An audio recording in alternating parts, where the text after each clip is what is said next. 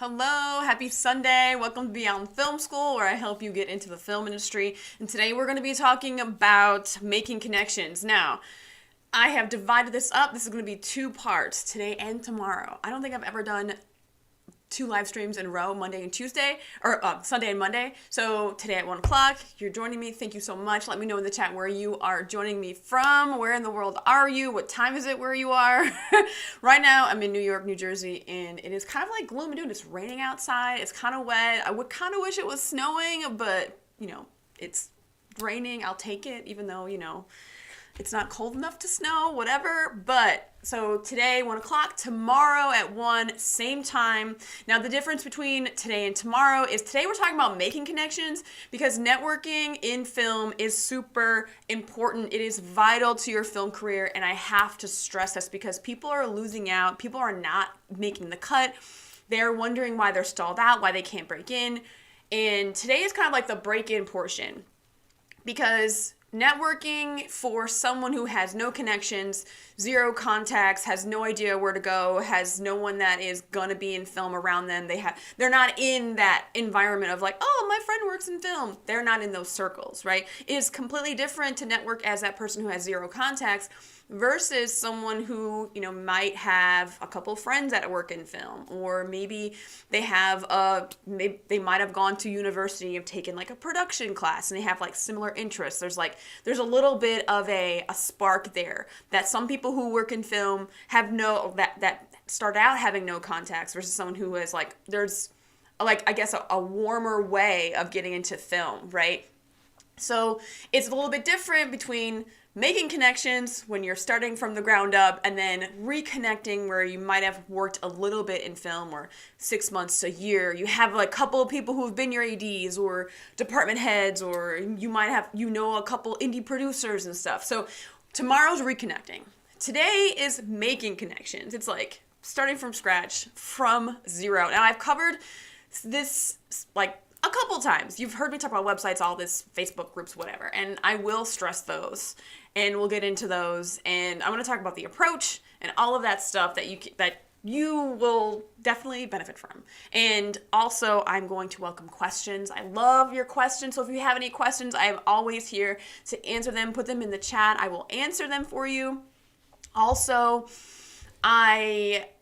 if anyone has any advice, there's always going to be things that like I don't mention that you might know, and we're a community here, and I just want to help everyone that participates in Beyond Film School.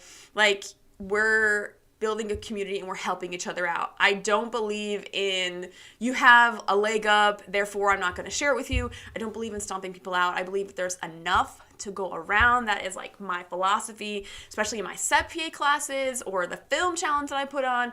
Anytime I talk to any of my PAs that I hire, anyone who works with me, there's enough to go around, so help each other out, okay? So any advice you want to put in the chat, please do.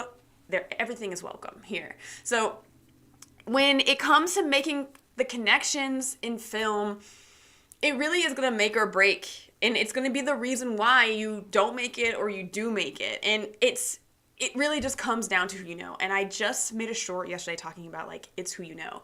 People hate it because they feel like, well, I don't know anybody, therefore I don't have a chance. And you have a chance because you are in a lovely day and age where we are all connected around the world. We are, I guess, I don't want to say bombarded. We are bombarded by opportunities on social media and ways to connect with people. Like, I remember, now this might date me, that is okay. I am definitely a millennial. I'm not going to tell you my exact age because we don't do that around here. But, I mean, I remember the days where, like, a long-distance phone call was expensive. I don't know, like, if you guys remember that or not. I mean, you might be too young, I don't know. But people who are, like, my millennials, or there might be people watching who are, like, Gen Xers, who are also a little bit older, where, like, long-distance phone calls were expensive. But now you can literally just call somebody, like, FaceTime or, like, on WhatsApp for free. I remember you guys remember Skype. That was a whole big thing, like, paying for certain things, using it for free. There was, like, a certain amount of minutes you were able to use. But now there are less and less barriers to reach people around the world in different countries or different states even. Remember, like, long distance used to be just if you called across the river from New York to New Jersey, that was expensive because it was a different area code. So I just find that fascinating now that we have more and more opportunities in front of us, and people are they're still feeling like they are stuck, that they're stalled out. And it's really your approach with people, and it's really what is going to make your connections is people. And some people, I get it. I'm an introvert. I don't like talking to people all the time. I get real nervous I'm that type of person where if I go into a store and I am just, okay, so no one talk to me. I don't want any like weird social interactions. I'm totally fine. I'm here. If I have any questions, I probably won't ask you because I hate asking. I hate asking questions for anything. I don't like bothering anybody. And I get that. Like sometimes I really want to minimize all the social interactions that I have sometimes. And I just like to, one-on-one friendships are great. Like I'm really great with like my family and stuff like that. But like strangers, I'm like, oh my God. And I think that's probably why I had such a hard time coming up. So you have social anxiety or you're an introvert, like I feel you. I understand 100%. I definitely understand like where you're coming from. The struggle is real. I get it. So I think once I realized, oh wait, I have to talk to people and I have to email people and I have to put myself out there. It is very, very scary when you're trying to make connections. But at the same time, I think my will to want to achieve my dream of being a first AD on a big budget movie, which I'm still trying to make my way there. Like I'm a DJ AD and I'm happy to be here and I'm happy to work on all the TV shows I'm working on. But like, can't wait for that moment where I have a big budget movie like Blockbuster or something. Like Marvel is not my dream, guys. Working on a Marvel movie is not my dream. But I want to work on a great quality film, and I want to see my name come up first in my little the cards. I'm on my own card at the end of the credits, just like Amber M. Sherman. I want to see it. That's my dream. And that dream is really what fueled my I just gotta get past. It fueled my fire to get past that social anxiety or that introversion, So, oh wait, Amanda's on here. Wait, let's see. Don't take it personally. Facts. So I'm gonna make sure this chat is here. I feel like, okay, great. But welcome, Amanda. And I gotta give Amanda a shout out because she is a channel member. If you wanna be a channel member, hit that join button. So it really is, for me, when I was trying to reach out to people, and my main thing was writing emails, and we're going to talk about direct outreach, and I got like a couple of like no's, I got a couple of like, I'm not in that position anymore or whatever. So I think that like knowing what you're going to get, and facing rejection is also a part of this, because no one likes rejection, because rejection means that they don't like something about you, but not all the time. It's all about your perspective and all that. So I think that me just being so passionate about what I wanted to do and having that goal, it really fueled my passion to okay, I have to get over this. I just have to write that email. I have to send it. I have to talk to people. I have to go to that painful networking event because I need an in. I want to work on narrative projects. I need an in. So I did whatever I could to I was like, all right, I'm going to try this. I'm going to try this. I'm going to try this. I just didn't stop. And also making connections is about, okay, I don't want to say it's a numbers game, guys, but it is in fact a numbers game. Okay. So people are like, oh, but if I get told no, then, and they get real discouraged and they just stop. So therefore your opportunities, once you stop and you just try, you're done, right? Once you quit, you failed. So I don't know, there's probably some famous person out there, I don't remember the quote, but failure is only when you actually stop going again, toward the thing you're going to. Quitting is your failure. So even if you fail and you crash and burn and you get told no, crash and burn is I don't know, that's so dramatic. I'm not even gonna say that. But when you get told no, or you don't get responses back, you're like, oh my God, I failed. No, you haven't failed, because you know what you're gonna do? You're gonna reach out to another person, or you're gonna do something else. You're gonna try a different tactic. You're gonna learn about yourself through all of this. So making connections is the reason why you go further or you stall out. And there are a lot of different ways you can start making connections starting from zero. I did mention we're going to get into a bunch of different things. But the one thing I want to share with you about making connections is the foundation of you making your connection in film is knowing where you want to go. And a lot of people, and there's going to be a lot of shorts I'm going to be putting out about this, because I feel like a lot of people, they have this, and if you're this person, I apologize. There's no shame in this, right? Because we don't know what we don't know. But when you get asked what you want to do, they don't really know. They're like, I have no idea. I just want to work in film. I want to make movies. I want to be part of it. Maybe I want to be a director. And the reason why most people say they want to be a director is because they don't know any other thing. Because when we think about all the great movies that are like super, like they're super successful and they're top of the box office and they do really well, you know, you just know that front name, the director, right? You may not know like the cinematographer or the gaffer, or like you may not know the production designer or the costume designer or something. So you're not really open or aware of all the opportunities that you could pursue that are in the film industry, which I think is a travesty because there are so many good positions. Like for me, myself, when I first started in college, I was in communications with a media production concentration. So I didn't go to film school. I just went to like a SUNY school 4 years, and I think I did like 5 years. I transferred schools, and I studied abroad. So I took my time. I took my time in college, and if anyone took their time, God bless. Let you do you. There's like no set time. You can do whatever you need to do. And for my college dropouts, please, I mean, that is totally fine too, because sometimes college is like, I mean, my niece is a perfect example of this, because she was like, I'm not going to college yet because I don't know what I want to do and why I'm going to waste my money. Exactly. So I support college. If you go, if you don't go, if you drop out, whatever your path is, I support you.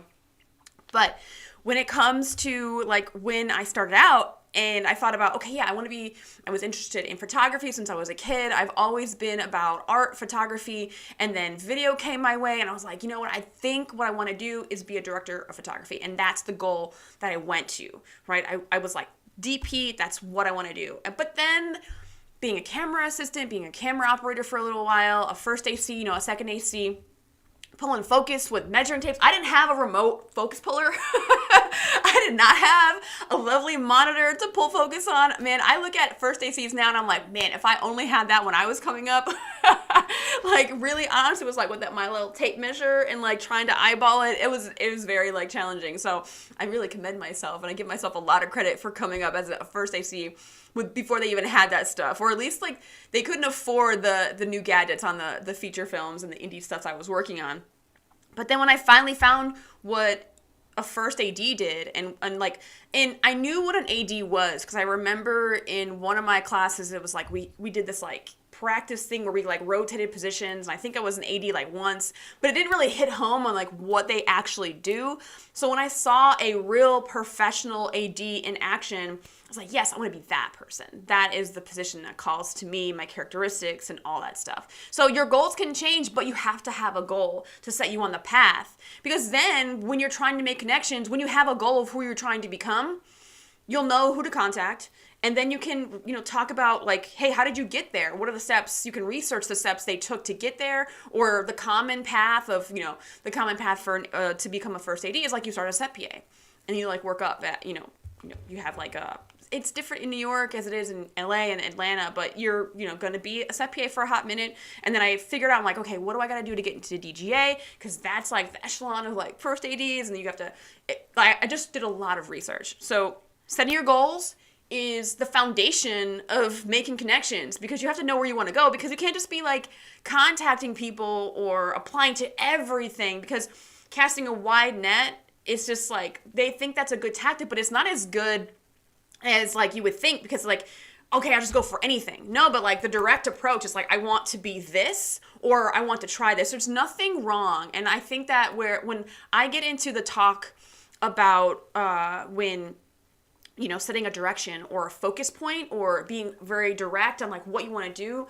Like if someone wants to be a costume designer, but then they're like, oh, well, I want to be a costume designer, but I just want to get on set. Like, I understand that, right? So, but sometimes you don't know where certain opportunities might get you to the next one. So why not take that thing?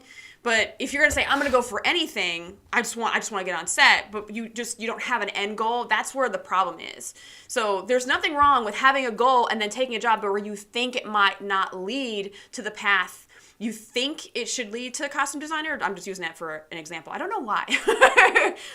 But I mean, you may like, oh, well, I'm a set PA, but I want to be in costumes and I want to be in wardrobe. But I don't think the set PA position is going to lead to that. But you don't know. Because sometimes you don't know where certain things are going to lead you to. Like, for example, what happened to me when I knew I wanted to be an AD. That was my thing. And I was a staff PA. And when I was additional, I was like, okay, I got to make it to staff.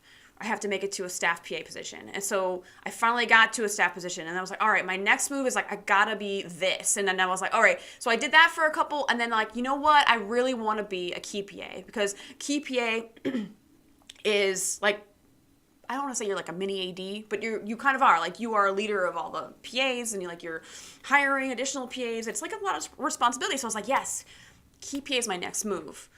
And I knew I wanted to be a key PA, but then also in the back of my head, I'm like, well, second ADs work with background. So I knew I had to be a background PA to get that background experience, because I was obsessed with like trying to figure out like, okay, so these are what ADs do, and I need to get into all those positions and gain my experience. So I was really obsessed, because for a hot minute, I was doing a lot of first team, which is like working with the actors a lot. I did that a lot because I kind of just got roped into that, because my first union set was working with talent and working with the cast and being the first team helper and like holding that damn umbrella for that actor and her getting mad at me that I didn't bring it quick enough or whatever.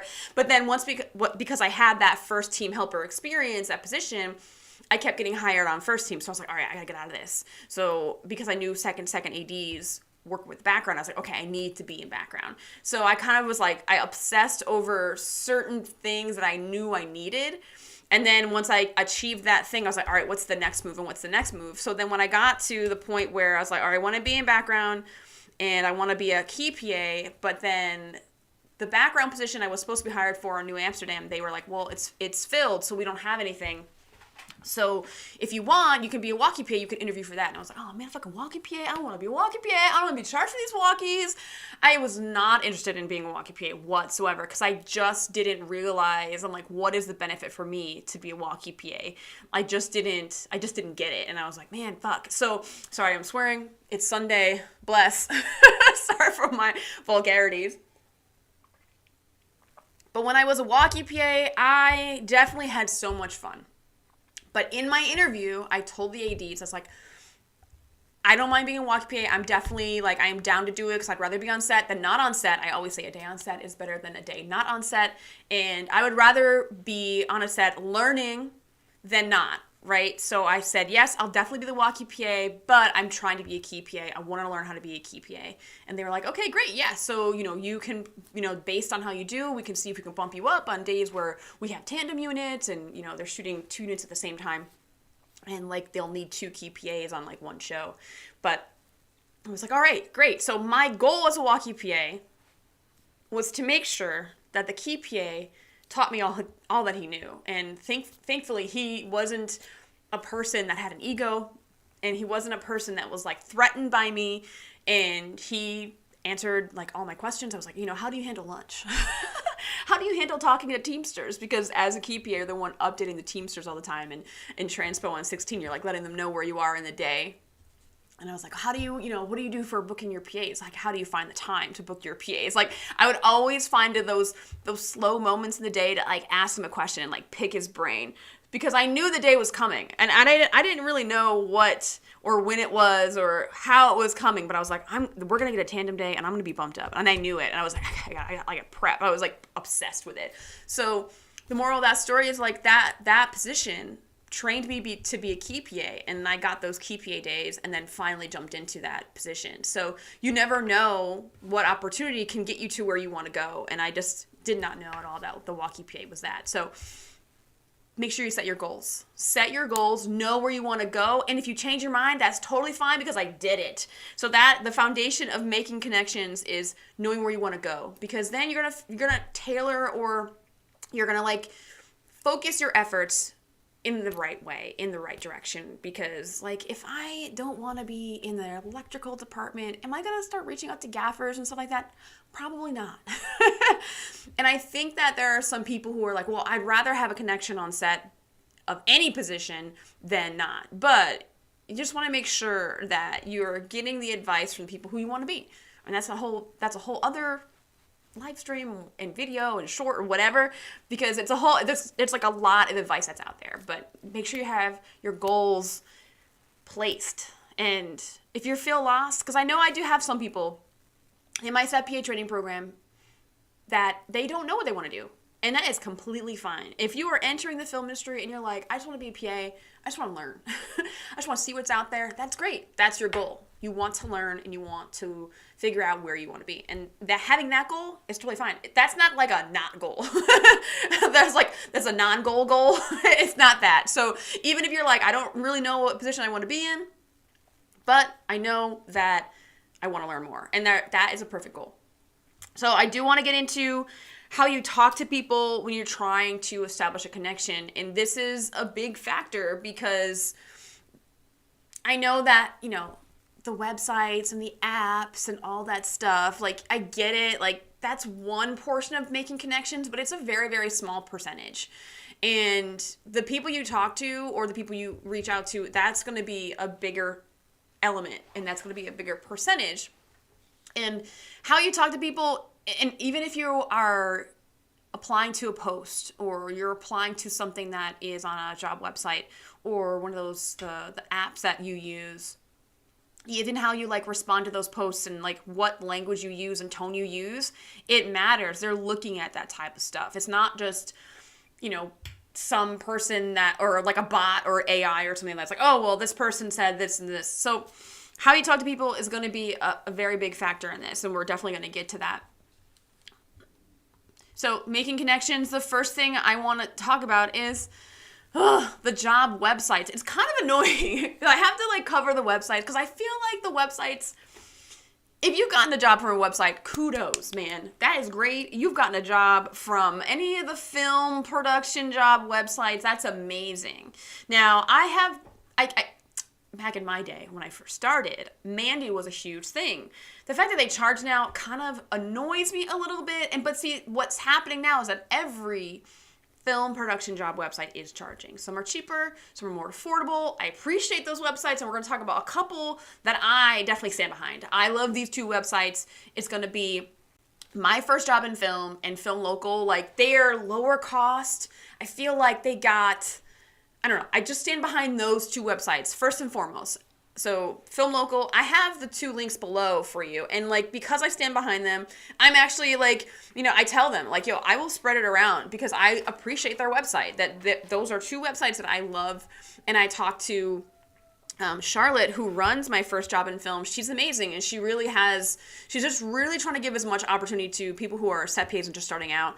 My First Job in Film, they have UK and US. So I appreciate them so much, because they're in the right spot. Whereas I feel versus Mandy.com, which I haven't really looked, but I do get the job posts from them. They have a lot of job posts. So Mandy, definitely top website, right? They have been a top website, gosh, since I've been in film, I think. They've been, that's I don't want to say the OG of film websites that were actually useful. But so we got Mandy.com. We got My First Job in Film and Film Local. Those are the top three for me. Film Local, you can actually get a two months free from their key membership. And they have workshops, and that's probably why I like My First Job in Film and Film Local, is because they have workshops and free stuff for you. And it's just you get more out of it. I don't know. I feel if they're giving you more information and things to utilize for you to get further, I just appreciate that more for them as businesses. Even though, because, let's be honest, websites are businesses, right?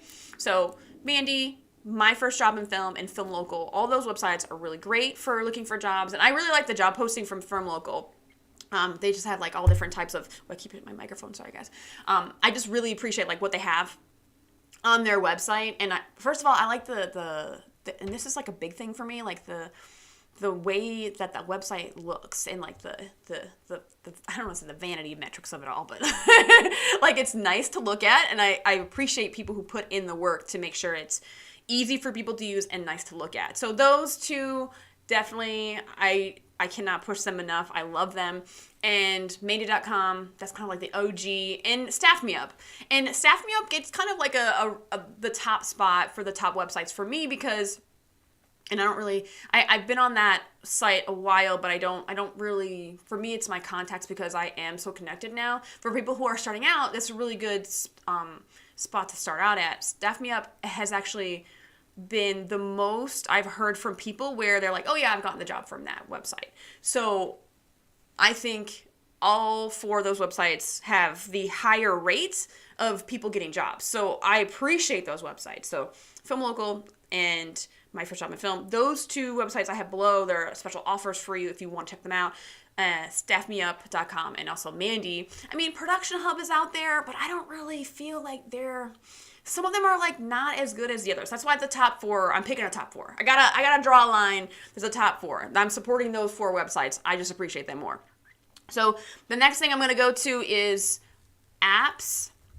There's pretty much two apps out there. Crew Me Up and Available App. The Available App, it's like actually theavailableapp.com, crewmeup.com. Those two apps you can download right from the website. But those two apps are like the top two running film apps.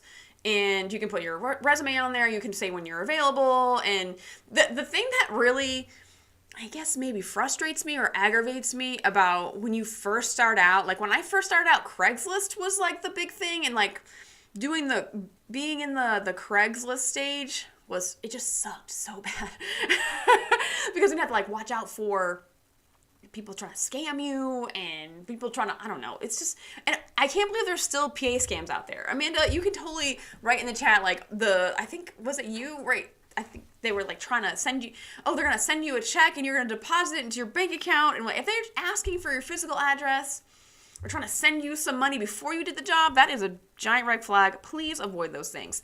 So yeah, Craigslist was a huge thing. And actually some people are still on Craigslist. I probably should add that to the website portion of this, but I did a project in June, and one of my Beyond Film School alumni were on that project. I was like, hey, what's going on? How did you get hired? He goes, actually, Craigslist. I was like, what? So people are still using Craigslist to try and get as much crew as they can, or the variety of crew, because I don't know, maybe they feel like they might find like a diamond in the rough. So Craigslist actually was huge when I first started out, like 10, 12 years ago, 15 years ago. And people are still using it now, which is crazy to me, but is a fact. So Crew Me Up and the Available App, those two are the apps. If you're into that stuff, for me, I don't like having another app I have to use on my phone. It could be because I'm old and I don't really care about apps. I don't know, but that is up to you. Apps are definitely a way you can start making connections, and you can actually, I think, message people through that app and reach out to people and be like, hey, if you need someone, whatever. So that is like that. You can use cold outreach with with that app. So the next one is, oh my God, I know you guys have heard me preach about this over and over again, Facebook. Some people are just not on Facebook. I get it. But the one thing I tell all my SET PAs in my SET PA training is get on Facebook. I don't care if you gotta like post a random photo where your face is not there, make up a name, I don't know. But if you are not on Facebook, you're missing out on Facebook groups. There are so many Facebook groups for like almost every community out there, every country, New York, Chicago, Atlanta, like Vancouver, Toronto, London. There's a Facebook group for every film production hub in the world on Facebook. So even if you are something that is super tiny, like you wouldn't think, of course, Buffalo, right? Because New York State, like where I'm from, like Buffalo is it's a pretty decent film community there. So they have Buffalo film production Facebook groups. And even smaller, they have Rochester film production groups where you can find people when you're trying to hire folks. Like, perfect example, I talked about this before, when I worked in Rochester, I needed a key second that was local and someone that was like in the area, and I posted on those groups because I was trying to hire someone that in there. So luckily, did I hire my key second? Goodness, where did my key second come from? I don't remember now. Oh my God, I feel so bad. Oh yeah, okay. So I did not go with any of those people because most people couldn't follow directions when I posted on that Facebook group. And that's what I'm going to say about the Facebook group is when you are in these Facebook groups, do not spam the Facebook group. Please don't spam the Facebook group, guys. Don't spam. We get it. Everyone needs a job, especially now that the strikes are over. I know it is. You gotta shoot your shot. It's a grind. I understand. people are working hard to try to find jobs, and they're like, you know what, I'm going to be brave and I'm going to post in this Facebook group. This is not the time to be brave, guys. You don't need to spam the group because, one, they most likely won't approve it, because if everyone does like, oh, I'm available for work, come on, right? Let's be smart about it. So with Facebook groups, you have to wait for a post to come up with, you know, hey, I'm hiring for this indie feature and I need a PA, I need an AD, a gaffer, and a first aid. Like, they'll have like things listed out, they'll have the rate. And just make sure you follow directions. This is really, really hard for some people. I don't know why, because they get excited, they read really quick, and they're like, oh my God, I didn't really absorb or what they wanted me to do. So Facebook groups are a thing that you want to make sure you are following directions, first of all, in the group itself, and then on the posts when they're posting a job. So get in those Facebook groups. Get in them, even if you're, like, maybe you might be relocating. This is actually kind of a really good tactic. If you are relocating from one state to another, you're going from East Coast to West Coast or vice versa or whatever. If you are trying to move into New York or trying to move into Atlanta, start joining those groups. Then, like, you know, test the waters a little bit, see what's out there, and then you can be like, okay, you don't got to tell anyone where you're from. Don't tell anyone you're relocating, because that automatically makes you, like, no for the job. It is no one's business whether you are in that area or not. Most of the time you hire local because you're not trying to give just higher pay or like pay for someone's accommodation or whatever. But if you're willing to travel a couple hours or you are moving there soon, then why wouldn't you like be in these groups just to kind of like feel out what's happening in that city? So it just makes sense. Just make sure, follow directions to the post and have your notifications on, because if something is posted and then an hour, 3, 6, 2 days go by, most likely it's kind of too late. Their inbox is already full. I mean, hey, sometimes I've done it too, where I'm like, all right, well, it's kind of been a day, but maybe since it's a higher position, I have a chance, so I'll just send it anyways. And sometimes you might outbeat someone, but I would say just make sure you're quick to apply to these posts in Facebook.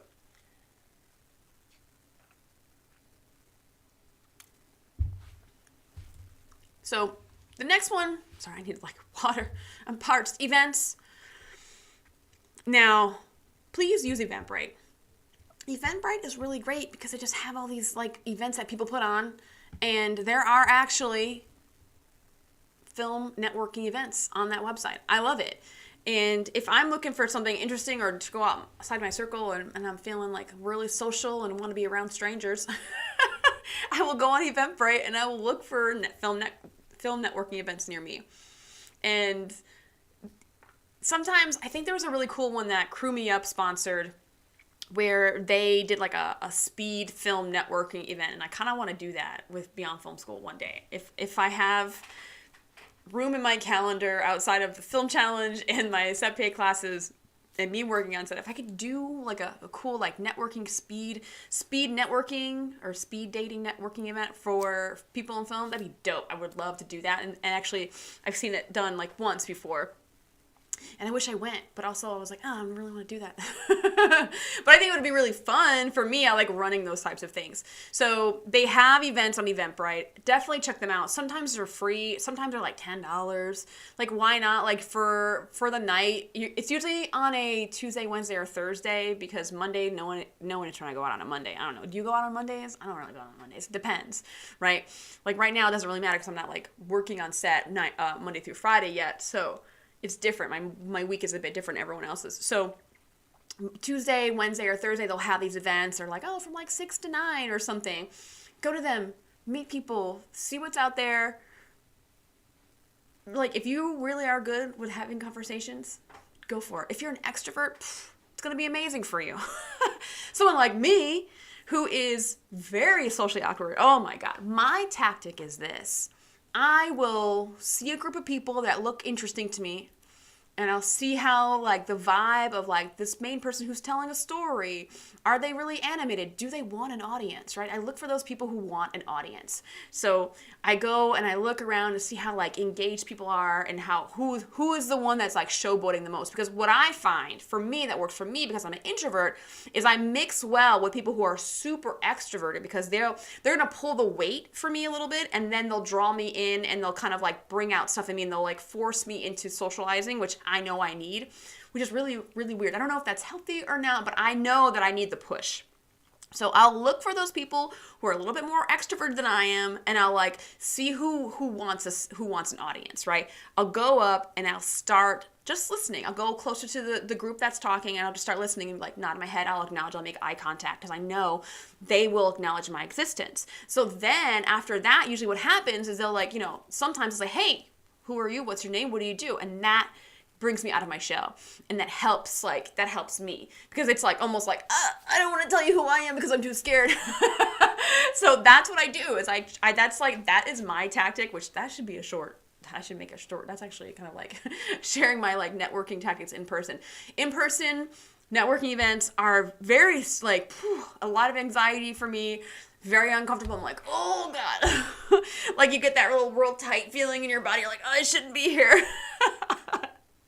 But they have actually worked for me because I study people when I'm there, and I try to make sure that like I'm watching and observing. I'm trying to like really pick out the people who might welcome me in, because there are some other people who are having conversations and they're in it, and they might be closer friends, so that like they don't want an outsider. So I look for the ones who are kind of, because sometimes what happens is that when you go to these networking events, they bring their friends, which I think is not good for you.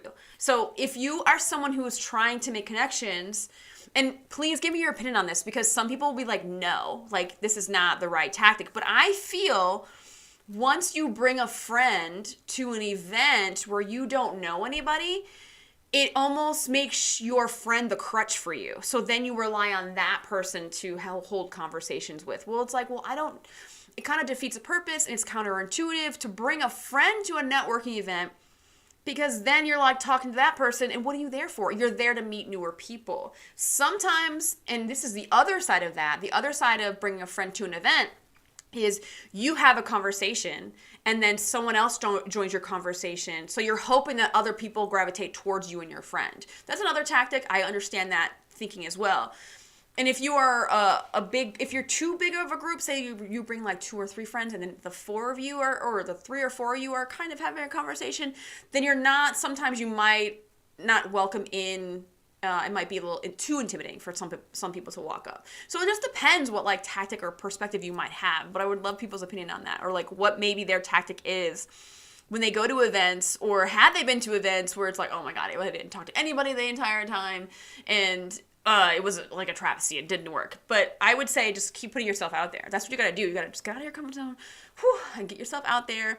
And I put the networking events in the event column for a reason, but other types of events are, online virtual workshops or roundtables or writing labs, or when people read scripts and they just need actors to read their scripts out loud. Those are really cool events you can go to.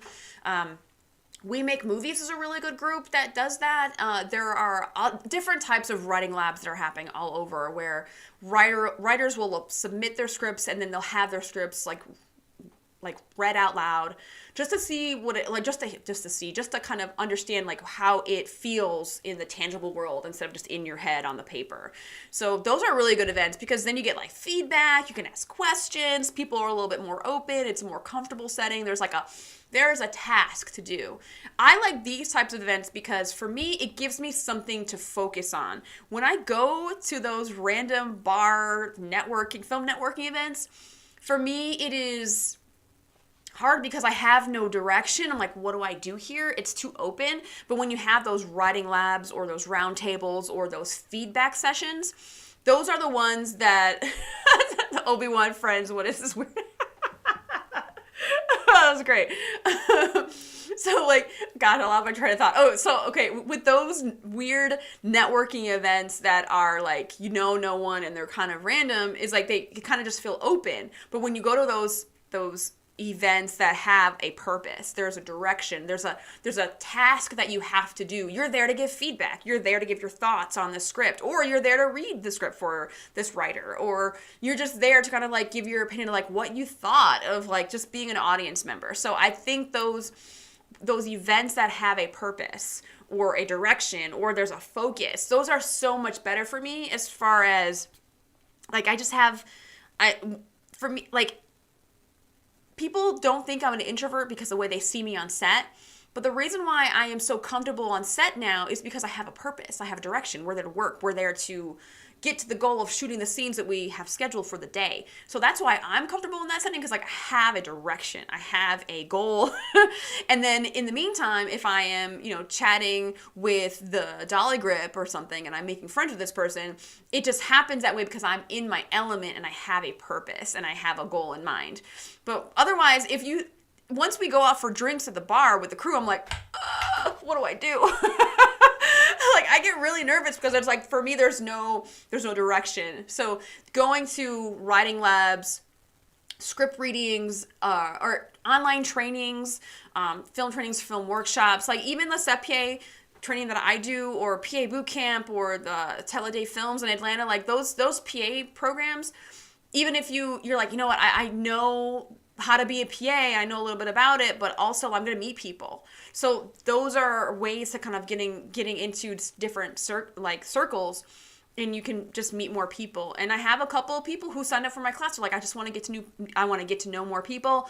And automatically when you join one of those classes, if you have done it the right way and you've started conversations and you were, giving advice, and you're putting in all that you can into certain circumstances of what you're placed into. If you signed up for a CEPA class and you didn't say 2 words, like, well, who knows you? And also, you don't know anyone because you didn't engage with anybody. So, and I know sometimes it is very hard for people to engage. So like when I do my CEPA classes, I get people I'm like, listen, this is your first networking opportunity. This is your first circle. If you have no contacts, get to know each other, introduce yourselves. I get people really uncomfortable. And this is not a, this is probably not a good selling point for some people, but for me, I make people uncomfortable because I put them on the spot. I make them feel uncomfortable because I want to get them out of their shell. I want them to push past that uncomfortable point to get to the comfortable. So the way they are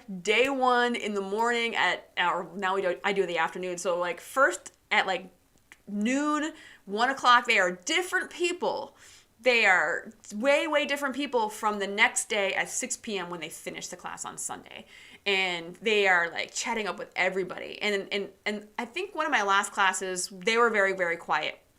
They were a very, very quiet group, and I really had to do a lot to bring them out of their shell, but they did it. And I was really, really proud of them because I knew that a lot of them I could feel, and every once in a while I have someone who's like definitely me. I'm not trying to raise my hand. I'm not trying to that's how I was for a very, very long time.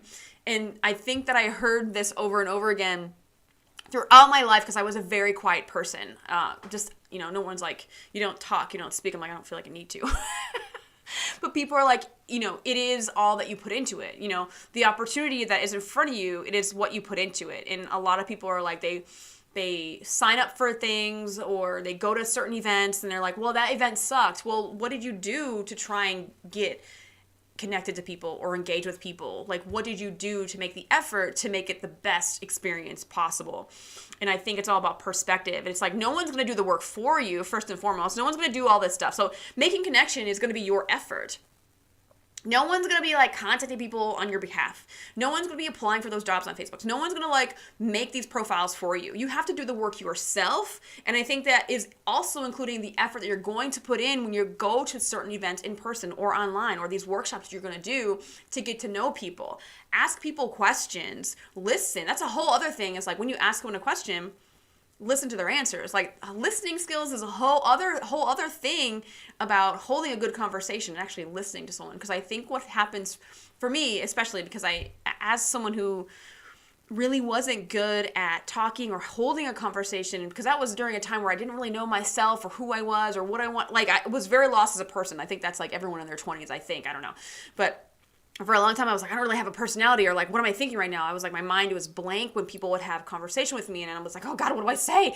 So what people tend to do is they have pre-programmed dialogue or answers or something in their head, and they're not really listening to the person in front of them. And that's where people go wrong, is they're not listening to the person in front of them, and they're like, their eyes are glazing over, and the person's like, what the, like, they can tell when you're not listening to them. People can tell when you're not listening to them. They can tell right away. They can feel it. or if you're into them, or if you're like into what they're saying, because what ends up happening is that you're so concerned with what you're going to say next, you have literally no idea what they just said. So then you're going to blurt out this thing that makes no sense to what they, like, had no connection or makes no sense to what they just said.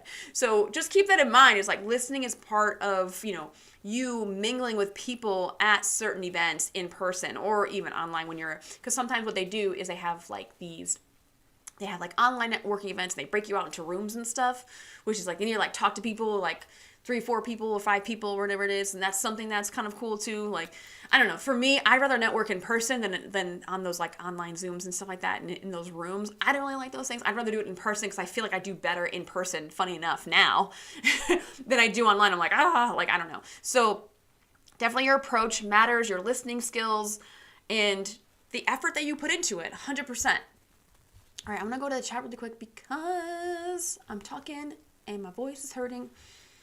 Should I? Whew. My throat is going, y'all.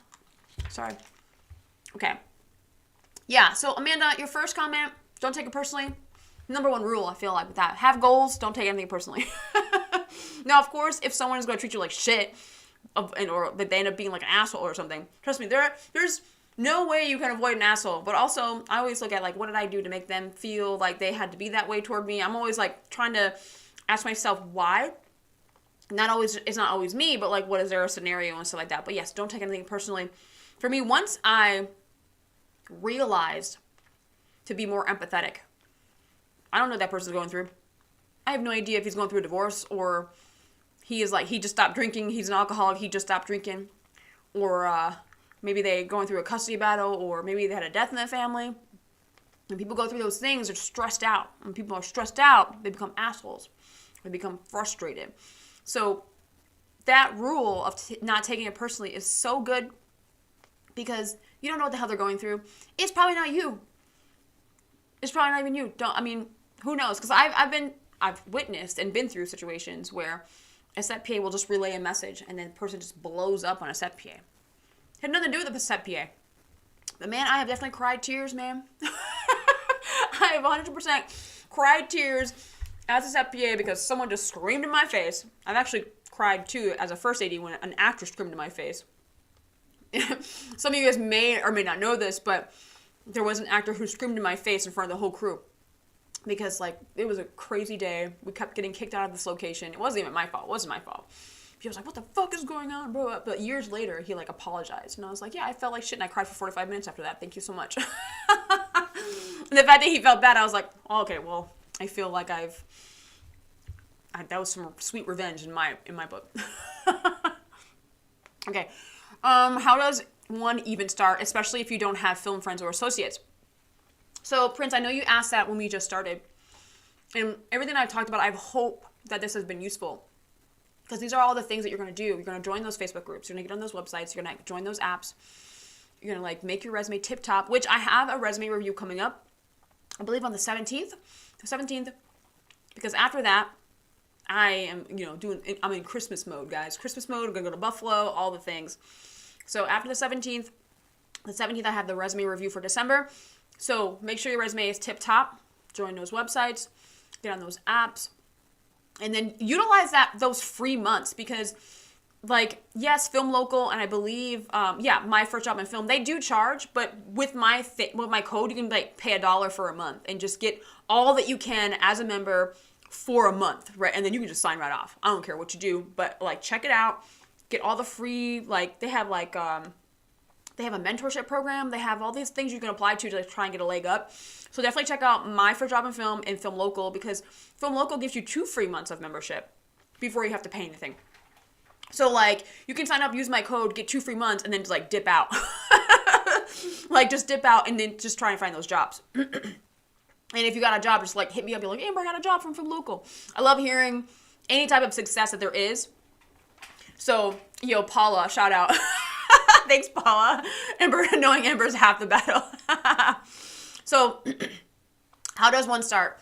These are all the things you're going to do. Websites, apps, get in those Facebook groups. I'm sorry if everyone feels adverse to Facebook, but Facebook groups, 100% are what is going to, like when I am, like, in a dry spell of not getting work, Facebook groups are where I go. I start like going on. I'm like, all right, I guess I gotta expand my circle because no one's got nothing going on. So that is something that I'm like, okay, that is where I go. Facebook groups are like, should be number one as far as I'm concerned.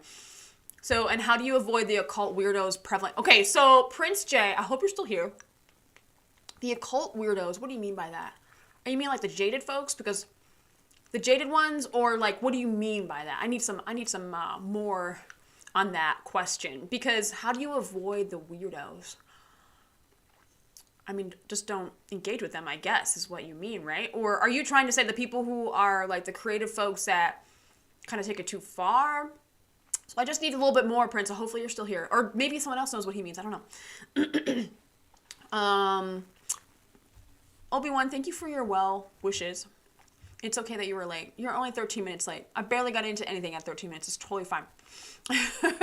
Not mentioning locations is a no-go in Ireland due to the nature of the beast. The higher budget films and shows get tax incentives. You must live within X amount of miles or they won't look at your CV. It is definitely like, I know some people are definitely cutthroat about it.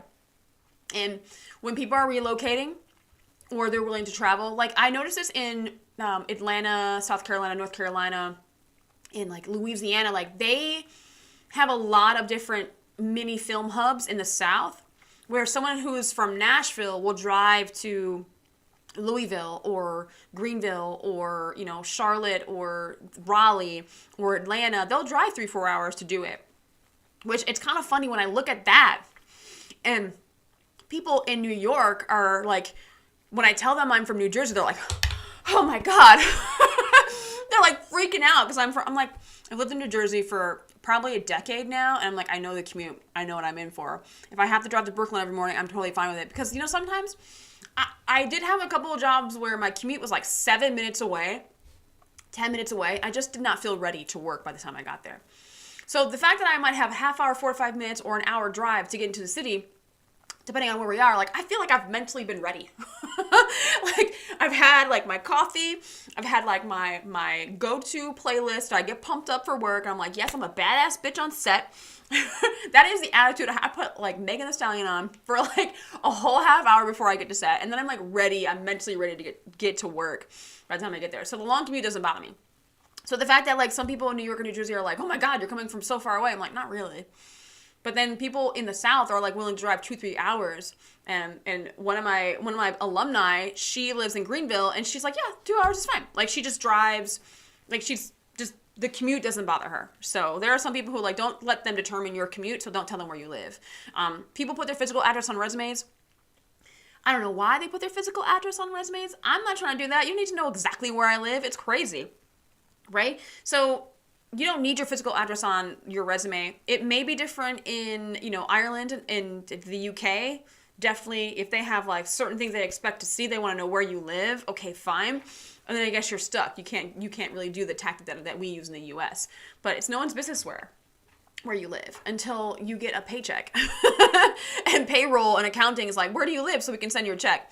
Other than that, they don't need to know your physical address. Okay. Let's see. Film Local has some virtual events and classes going on right now. I got the email this morning. Yeah, I believe Daniel Scarpetti, dear friend of mine, I love his book. I'm so glad that we have met, and he helped me with my film challenge and getting that live stream up for everybody to see. He is really great. And he puts on a 2-hour set PA workshop on Film Local. I think he just did it. Amanda, you might know which, maybe it's coming up tomorrow or this week, I don't know, but he does it. He's done a couple so far, and I think that he's just a great person to learn from, and he does his workshops through Film Local. So I think the things that Film Local have are really, really, really, really great. So definitely check out Film Local. I'm sorry. This is not an ad for Film Local, guys. Thank you, Paula, for your lovely words. You don't have to become one of us. 4 hours, that's nearly the length of Ireland. Yeah, right. Okay, getting back to my next one. I think if you guys have any questions about events, Facebook, apps, websites, all that stuff, I mean, I hope Prince is still here. I think he checked out. He was like, bye. So my next one, is going to be direct outreach. Direct outreach is what? emailing people if you have the emails, if you found the emails somehow. Now, these are people obviously you don't know. These are not people who you've reconnected with, because we're going to cover reconnecting tomorrow.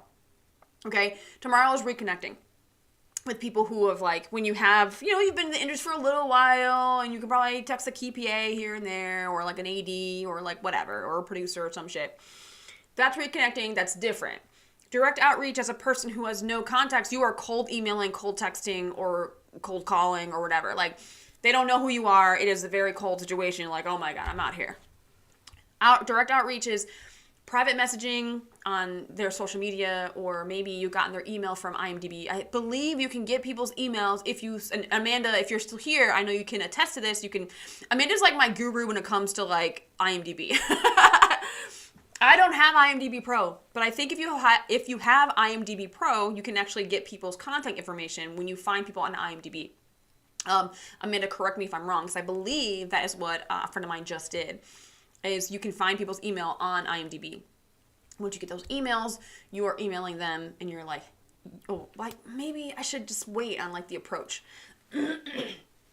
So, direct outreach, people you don't know. And this is something that I did when I first moved to New York. Now, I emailed probably hundreds. I probably in the 1,000 or something like that. I emailed so many people while I was a barista in New York City. I lived in the Bronx. I was a barista in Times Square, where it's not there anymore. I think it's a restaurant now, but it was called Bene, Cafe Bene. And it was right across from Chicago on 49th and Broadway. That's where I worked. And I remember I used to work the early morning shift, the busy shift, because I was a really good barista. I can make you a mean cappuccino, I'm just saying.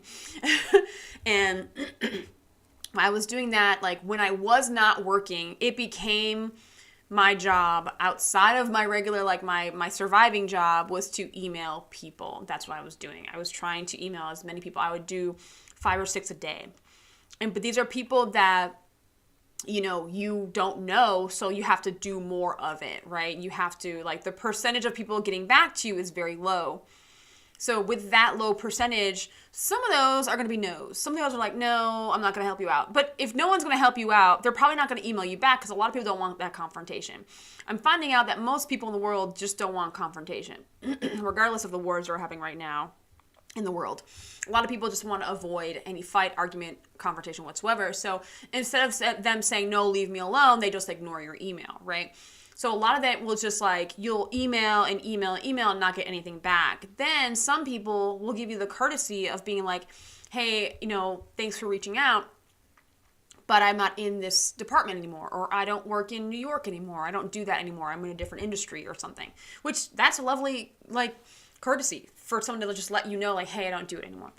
Then others might say, try this out or try this out. And that's what happened to me, is someone was like, go to this building, figure out, like, get your resume, print it out, and then just get up there, lie to the security guard. And I did all of this. I was fucking crazy. Like, I think Amber now wouldn't do what past Amber did to get a job. I was, like, very ignorant, and, like, ignorance is bliss, y'all. I'm just saying.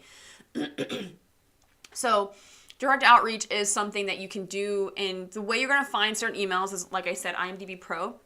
You can also go to IMDb, right, and then go to something and find a movie that might have been shot near you, in your state, near your city, in your city, because not everything is shot in New York, LA, and Atlanta, and Chicago, guys. There's so many things that are shot, like, Killers of the Flower Moon was in Oklahoma, in the middle of, like, who knows where, right? So things are shot in a lot of different places because different states have, bigger incentives, like the tax credit. And the bigger the tax credit, most likely a lot of productions go there. But also it depends on, like, what the script is calling for and all that jazz. So a lot of things are not shot in New York, LA, Chicago, and Atlanta, or Vancouver, or Toronto. It's like the big cities, yes, there is a lot of work. But even if you are not near those cities, there is going to be certain movies that are shot near you that are closer to you. So what happens is that when films shoot in those types of areas, not everyone is coming from those big cities. They have some local people. So remember that that if you find someone that worked on a movie that shot in your area, so this is going to require some research, guys. This is going to take some effort. This is not just going to be some easy stuff that is going to be like, first of all, working in film is not easy, okay? That's number one. So if you think trying to get into film is going to be easy, it is not. So if you are wrong, you are like wrong to think that, oh, it's just going to be easy to find all these stuff. No, do the research, find out like what shot near you. There's some, like, if, for example, if you're like me, I am originally from Buffalo. You can look up movies that were shot in Buffalo. Go to IMDb, find that movie on there, put in that movie. Then you're going to go to all cast and crew, and then a whole bunch of people's names are going to come up. Then, like, maybe you want to be, I don't know, like, you want to be a dollar grip or a key grip or something. You want to be a key grip? All right, well, click on that key grip's name. Maybe they have social media. You never know. Google their name, and then find out, hey, are you the one that worked on in this Buffalo, like, just trying to, like, reach out, I'm from here, and I would love some advice. 2 sentences. The other thing with direct outreach, be a person. People are, like, they're using, like, Chat GPT to write their emails and shit. Let's just be a person. We can tell when you're, like, using some damn template. I don't like when people are super, super formal, like they're not a person. And I understand that with the corporate world, that is how you guys communicate. You guys use like a lot of like vernacular that is just so wildly formal. And I'm like, I'm sorry, are you a robot or are you a person? So, but just know that when you work in film, you are not a robot. You are dealing with people. So the more personable and the more likable you are, the more people are going to be attracted to you and the more people that want to talk to you. It is so hard for me. And here's the thing. If you email me, beyondfilmschool@gmail.com. If you have a question, you email me, I'm happy to answer it. And when someone is super formal with me, knowing that either you found me on my website or through YouTube, that means I know that you've at least know a little bit about me. You have at least seen some of my videos. You've seen how, like, maybe you've probably watched this live stream or something. You're like, I want to ask Amber a question. So you know a little bit about me. But then you're super formal in your email. You're like, I would like to know this, this, and this, and this, and this. And then you're like, art best. That is so formal. That doesn't give me who you are as a person. It doesn't show me that you like did your work or paid attention to what the hell.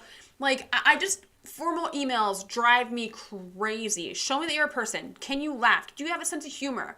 Like, some people are like, you know, I was really, like, I love people who, that tell me that they're nervous. That, like, you know, I didn't really want to send this email. I wasn't sure, but I sent it anyways, and I just want to, like, I love that. So Paula, since Paula's still on, I love this thing. I stole something from her, and I'm going to talk about this tomorrow, reconnecting. But, like, she used the whole being brave. Now, when you're a PA, you have to network, you have to make sure you move up. But when you start out as an AD, you have to start all over again in the AD world, where it's like you have to keep making sure that you're, like, working your way up, passing your resume out, making sure your information is out there. So, like, Paula says to me, she's like, hey, I'm being brave, take my resume. I'm like, got you. Like, take mine too, whatever. So I used that tactic. I was like, this is perfect because, like, I never know how to start that conversation. So I remember I used it in, like, 3 of my emails to, like, people who I wanted to reconnect with. Like, hey, I haven't talked to you in a while, but I'm being brave. I just want you to know that I appreciate work with you. And, like, you know, this is my resume. Here's what I've been up to. Blah, blah, blah. So, like, that, like, sparked an inspiration in me. So thank you, Paula, for that. I really appreciate that. You being brave caused me to be brave. It was, like, lovely. We're going to talk more about that in the Reconnecting tomorrow on the tomorrow live stream. But when you're doing emails to people that you don't know, you have to show some personality, some warmth, something like, first of all, why are you reaching out to that person? They want to know, why do you have my information? Where did you find their information? That is very useful. Like, hey, I found you on IMDb and I saw that you are on Instagram. Now, if they have a private account, that is a good way of knowing they do not want to be contacted. So just recognize when someone wants to be contacted and someone does not. So if someone has a public account, or maybe you can tell that they're more social and they have more posts and they're fun or whatever, really take into account the personality that they are showing, because some people don't want to be bothered. Just, like, read the room. And we're going to talk more about that, like, tomorrow as well. Like, knowing what to look out for when someone does not want to be bothered and does not want to be contacted and you're just wasting your efforts, versus someone who's, like, open and they might be, you know, they might have a lot of stories on their Instagram, or they might have a lot of Facebook reels, or you never know. Like, people have other sides to them that show you that they're open to someone contacting them. So finding that person on IMDb, find out where their social media is, and then like direct message them and just be a person. Why do you have their information? Why are you contacting them? And what do you appreciate about them? Because that is something that like, that is another tactic, not even tactic, or element of your communication with them that you need to let them know. Like, I appreciate that the fact that like you're reading this email, you're taking the time. That's a huge one because they don't have to fucking read your email, right? Like, thank you for reading this email. I appreciate your time. I would appreciate any like information you're willing to share with me. Like, when I started my direct outreach, when I first moved to New York, it went something like this. Hi, I'm Amber. I just moved to New York City. I'm originally from Buffalo. I'm trying to find information on how to become a day player additional PA. I know I'm trying, I think I said something about like, I'm working my way up to be an assistant director, and any information I would appreciate. Like, or I think any information sometimes like a little too formal. So it depends on, you know, what your goals are, who you're reaching out to. And I think now, like, I think I would have definitely had a better tactic now, like all the stuff that I know now. I really had 2 or 3 sentences and I attached my resume. You know, if you know anyone that's hiring who needs an additional PA, please let me know. Here's my resume. You know, and then people who I want advice from, that I would appreciate like any advice. I probably, of the hundreds of emails that I sent, probably got like a handful. But that one person that really pushed me, that I think her name was Tibby. And she told me exactly where to go. Is like, she changed my life. I have to email this person. And I always think about that. I'm like, it's going to be crazy. Like, you are the foundation of my film career because you took a chance and you gave me information and I just went with it.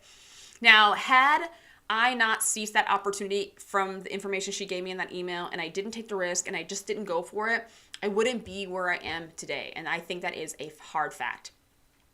Because a lot of times what happens is that someone gives you an opportunity and you do not utilize it. You don't take the chance. You don't, like, you talk yourself out of it. You have anxiety. You like overthink it and you're like, oh my God, what if? And you don't do the thing that they're like, you know what, you should do this. And you don't do the thing. And then you lose out on an opportunity. And you could be somewhere in your life where it's just, you don't know where it can take you and you didn't get there because you didn't take that chance. So making sure that you are utilizing opportunities that are in front of you. And when you do outreach and they reply to you, thank them for replying to you. Even if they say, hey, I'm not in New York anymore, I'm not in the business anymore, just be like, thank you so much for reading my email, I appreciate it. Because they didn't have to answer you back. They took the time to read your email. They took the time and effort to read your email. Hopefully it's not long, guys. They took the time to read your email and then they replied to it. They took the time to reply and they were polite. And like, a lot of people don't do that. So recognize when someone makes an effort for you, for a complete stranger. Making sure that you show appreciation and gratitude is super important for people who move mountains for you. And moving mountains is a reply back to an email that you could have gotten no reply from. So direct outreach is super important when it comes to like just trying to make connections. It is super important to, yes, take a risk, be brave like Paula says, and just email people, direct message people, find their information. It's a way to do it. Like, Google is your friend, folks. Like, use it. We have Google, for God's sakes, in this day and age. I wish Google was as big as it is now. Like, it was like 15 years ago. Oh my God. Was it a thing 15 years ago? I think it was like just in its infancy or something. But you can research so many people and things. Like, everyone's online. Reach out to them. It's there. So your approach and your tone is important. How you speak in these emails and how you speak in the direct messages. And I get direct messages all the time in Instagram. Some of them are like, hey, like, it's sometimes because I'm like I'm a business and they're like trying to utilize like editing services. Like, I can edit your videos for you. I'm like, oh God, no. I don't know if I can ever have anyone edit my videos for me. Maybe that's down the line for me, but I like editing my videos. That's actually kind of like a very nice creative process for me. So your tone, your approach, very, very important. How you speak to people, make sure you're a person, don't get too formal. I know some people are like, how do I do that? How do I show my personality? I swear to God, there was a like a whole decade of my life where I just thought I didn't have a personality. I really thought that. I was like, what is special about me? What is it about me that makes me Amber? So sometimes being able to show who you are and to be authentic is very, very hard. I understand that because I didn't know who the fuck I was for like a whole portion of my life. And when you're like thinking about, okay, show who you are, but when you don't know who you are, you can't be authentic. Right? I understand this. So you got to do some inside work about who you are, what your strengths and weaknesses are, what do you like, what you don't like, what will you stand for, what won't you stand for, what are your boundaries, what are the things that make you super happy, what are the things that make you sad. Like you have to do the inside work. Like literally take a journal every day, be like, what do I like about myself? What don't I like about myself? What am I good at? What am I not good at? What are my frustrations? Talk to yourself in your journal, be like, what do I like, what I don't like? And that's like really basic. But you'll be surprised on the thought process that starts when you actually sit down and physically write, not type. Fucking type, guys. Like, I know we type everything now, but the act of physically writing does something. It's a connection between what you're thinking in your brain and what you're doing. It's like neurologically proven that I guess, I don't want to say you go through this like immersion of like different types of thought and stuff like that. It like does something to your brain. Like it's like the mechanics of your body and what you're doing and like what your thought. It's like proven when you write something down. Also, like journaling in itself, like getting out your frustrations and stuff, like do it.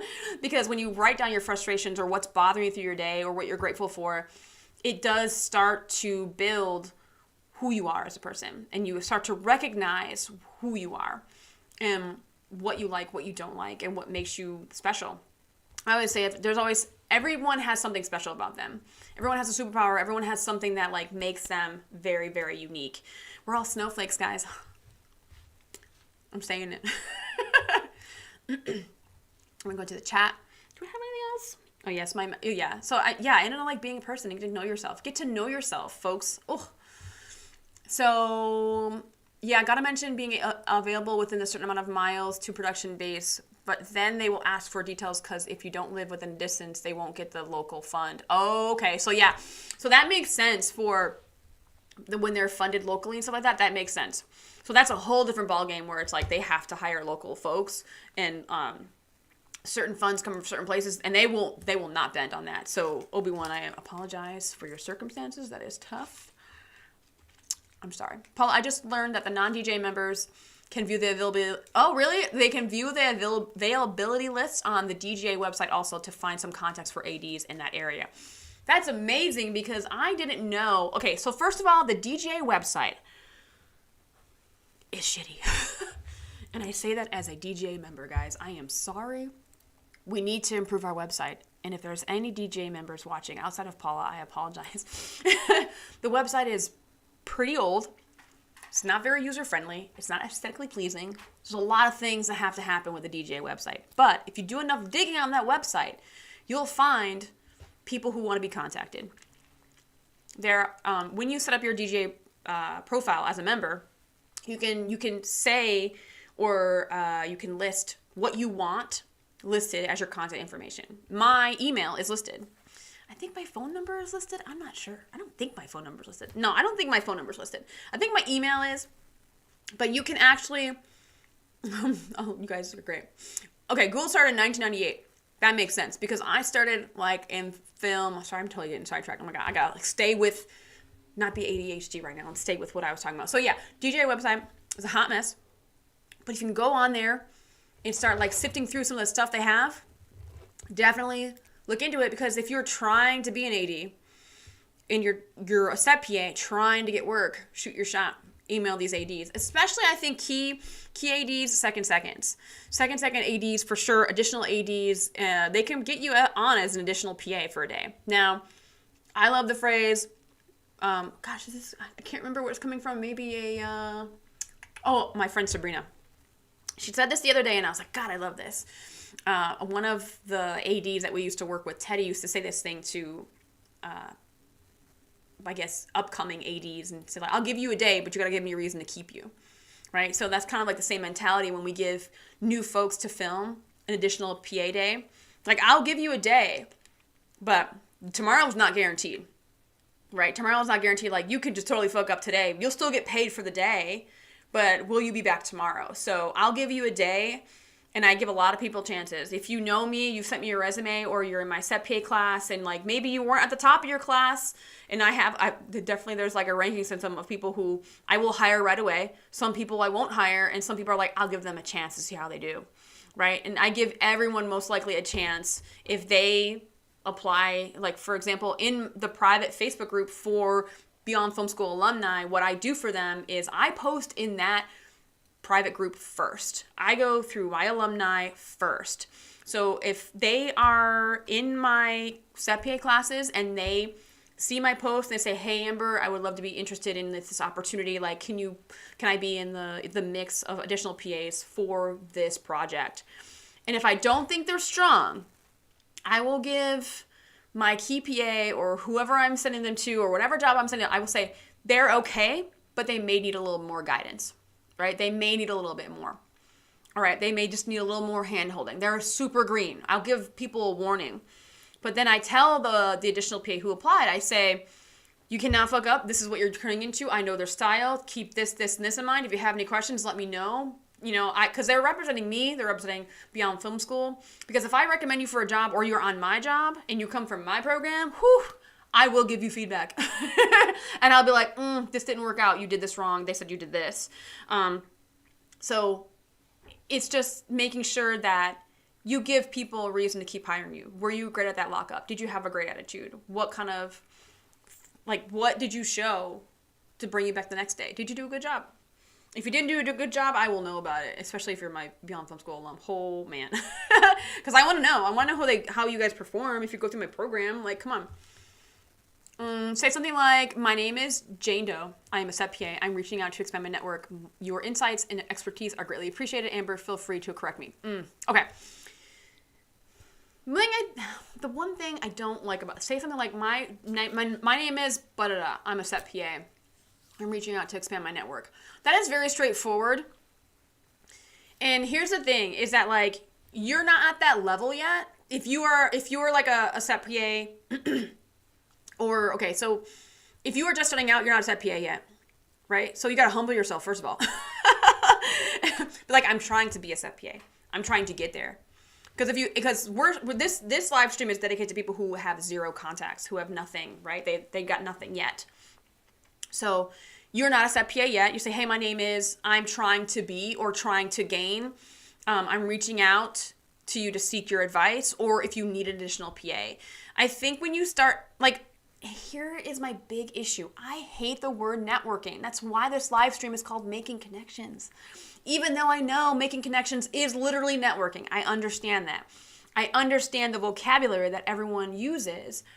But networking is such a word that is ugly to me and a lot of people.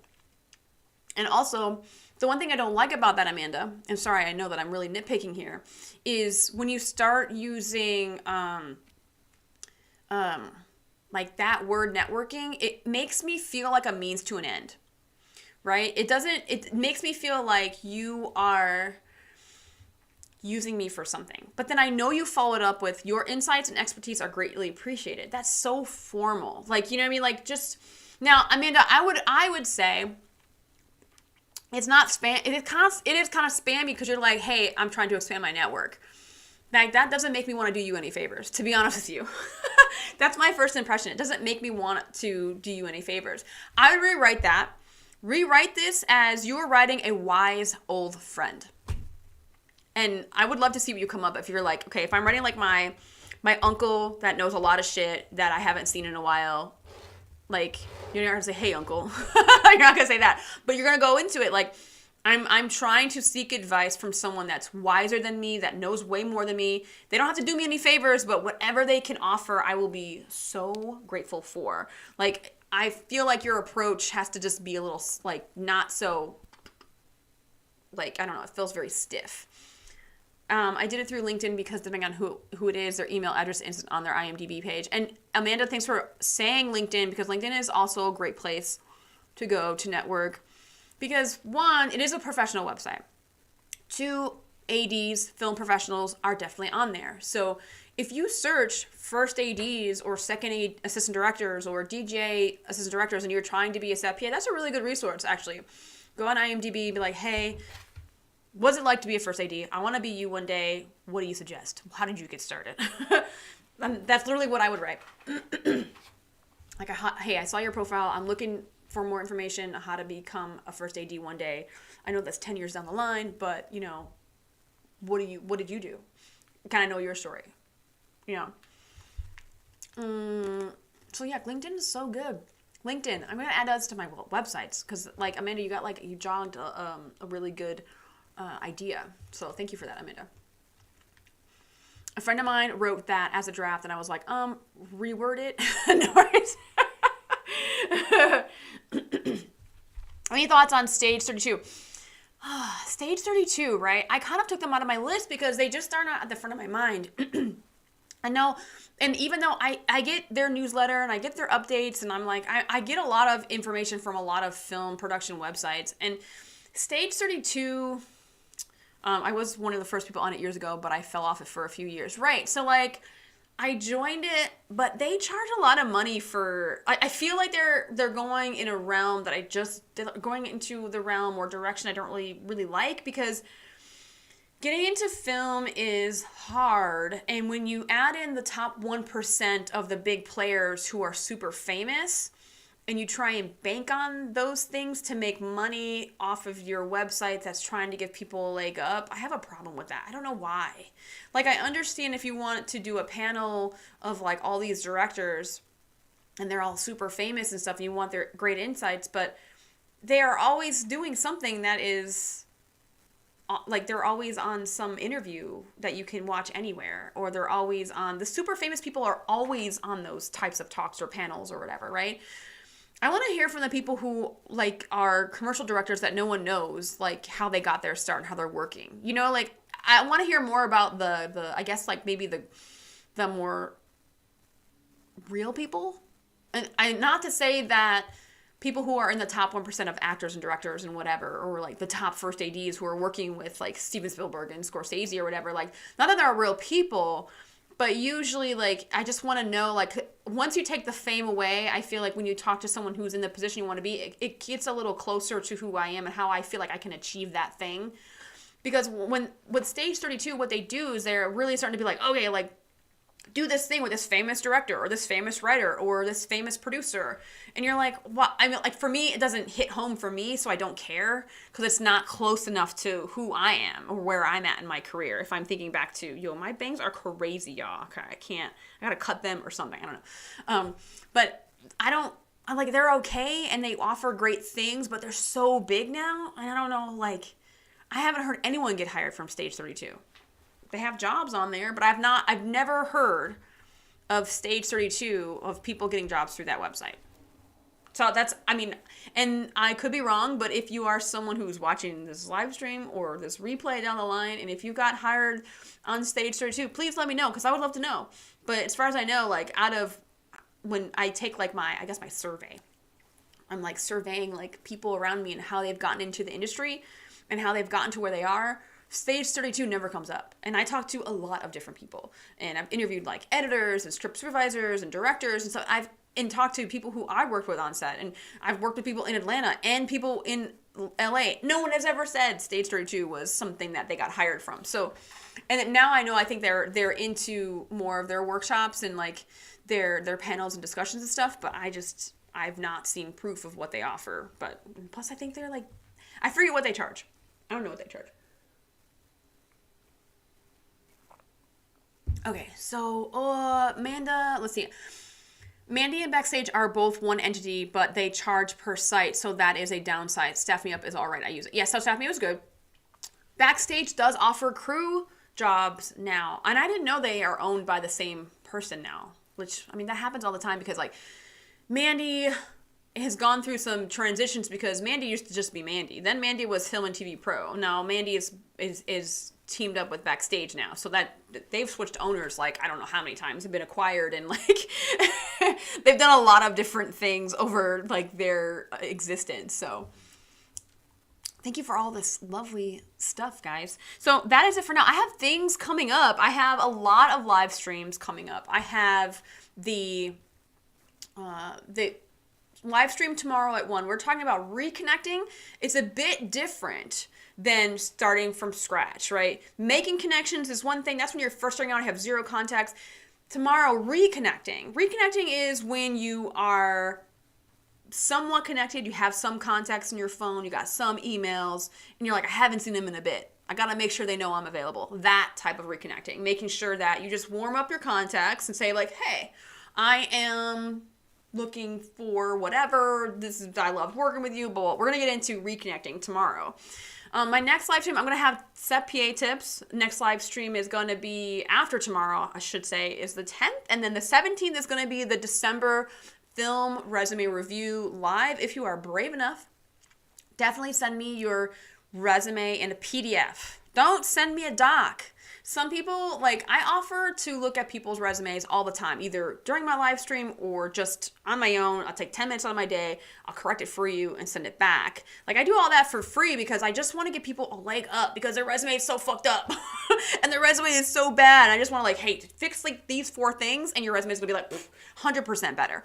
So I love doing the resume review, whether you email it to me privately, but if you want to be on a live stream, I think sometimes if I talk through the notes, that resonates with some people better. So sometimes, like, how I do a lot of the resume notes for my set PA class is I'll do a lot of red marking on their resume and I'll hand it to them. But then they have person-to-person interaction with me so I can interpret what I wrote on the notes. But sometimes if you're just doing it through email, my notes, sometimes you might not understand them.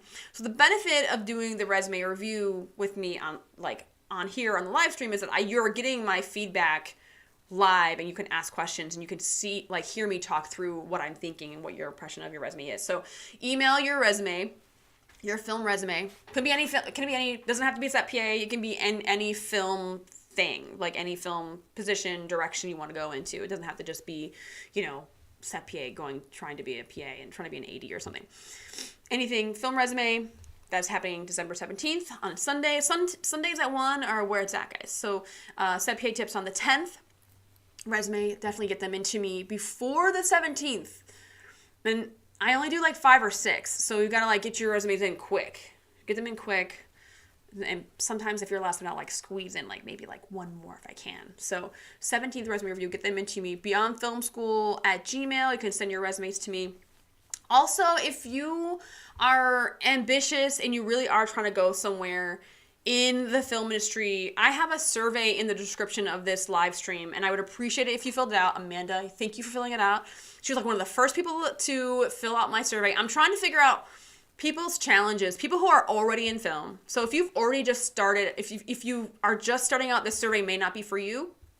But if you have you're 6 months in, a year in, or whatever, I have a survey there that you can help me out, figure out what are your challenges. I know what my challenges were coming up in film. And I know some of my friends' challenges and stuff like that, but I want to know the mass challenges for people, what they're thinking about getting into film and what they're facing and how they want to be helped, because that's my next stage of this, because I really am into, yes, getting into film, breaking in is one level, right? The next level is staying there and making sure you stay connected and making sure that you network enough and get to know people enough and you are maximizing all the opportunities that you can. So fill out that survey for me if you are so inclined to help me. I would really appreciate that. It's in the description of this live stream. I really appreciate it. Oh my goodness. So good news for me is that I sold out my New York set PA class in February. I'm I think this is the fastest that's ever sold out. I already have people on the wait list, but if you are so inclined, you want to sign up my set PA class, I have a wait list as well, because some people just drop out. Some people want to go to the summer one. I have not set dates for a summer set PA class because the show that I'm on, I'm waiting for the production calendar.